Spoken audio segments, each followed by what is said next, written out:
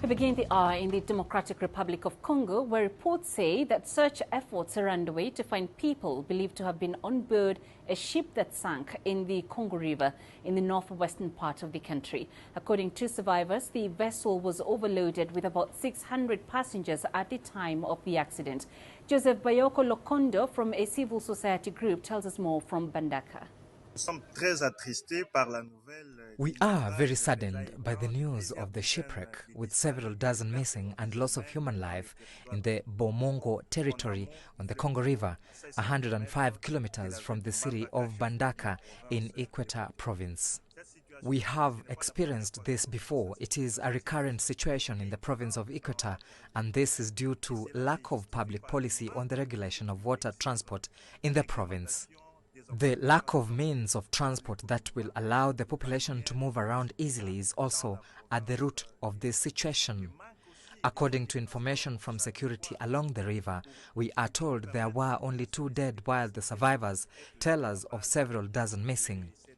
This is why we as civil society call for independent investigations so that the truth can be found on this affair. We also call for the care of the survivors who are deprived of what they had on board. We are calling for help for survivors to be repatriated or brought back to their respective families. We request the Congolese government to take measures to help people traveling from one point to another with easy traveling to avoid this kind of situation in the future. Let's get you more on this from CGTN's Chris Chamringa, who joins us live from Kinshasa. Chris, there seems to be conflicting reports about the number of those missing. What updates do you have on that incident?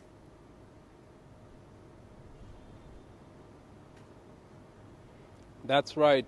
We haven't got any official communication yet from authorities in Bandaka city, although one of the leaders there issued a clarification. He said that they have found 180 people. People who were rescued from that boat accident. Earlier in the day, we reported that there were 180 missing. He said that's not correct. There were 180 people who were rescued. But some of the locals, are disputing these officials, the records from the leaders in that area. I earlier spoke to an eyewitness there who said he saw 30 bodies that were found from that the Congo River, the accident there.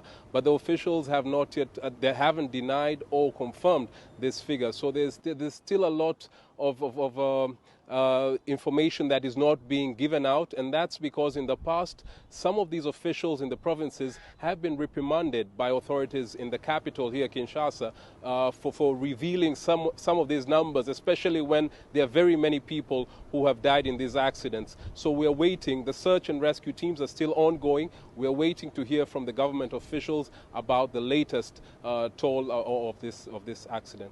Okay, so then there are reports, Chris, that this particular ship was carrying 600 passengers. Is there any confirmation about that number? How many people were on board?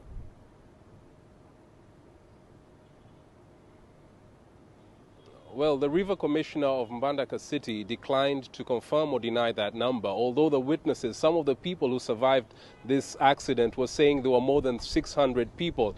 And so we have, to just go with what has been given by the authorities. The officials, that the people who were traveling on this boat were saying, confirming that there were more than 600 people, and a number of people have called also confirmed that figure. But then the government officials have not given us any indication about the number of people. But what is for sure is that the DRC has had this problem.